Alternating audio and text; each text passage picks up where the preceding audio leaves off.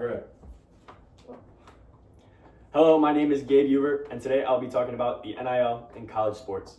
NIL means name, image, and likeness, and it is taking over college athletics. Before NIL, the NCAA would be paying their colleges billions of dollars, while the players aren't making a single penny.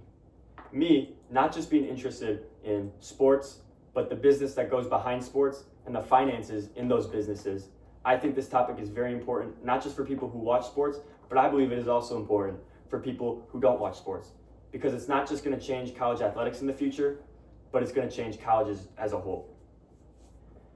The NIL is made up of three different topics.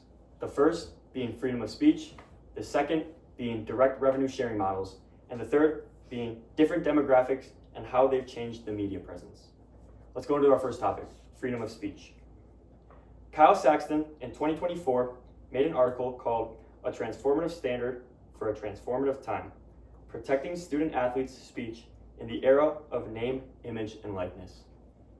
In this article, he explains that colleges often give too many policies on their athletes, which is causing them to limit their brand deals. After NIL came into the game, it fixed it by making sure schools were not able to break deals with those colleges unless the athlete was harming the university. Next, we'll go into our second topic, direct revenue sharing models. Dr. Jill Strode and Dr. Sean Manick on April 8th, 2026 made an article called NIL Creates Opportunity for Student Athletes, Confusion, and Tough Decisions for Schools and NCAA.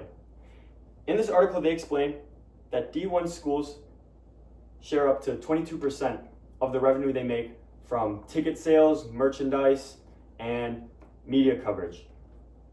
They can give up to 22% to their athletes.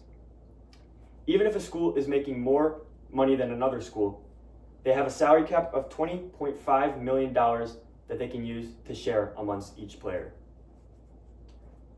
And the third topic, different demographics and how they've changed the media presence. In 2025, a company, Open Door, made an article called The College NIL Marketplace, Distribution Data, and Gender Equality Trends.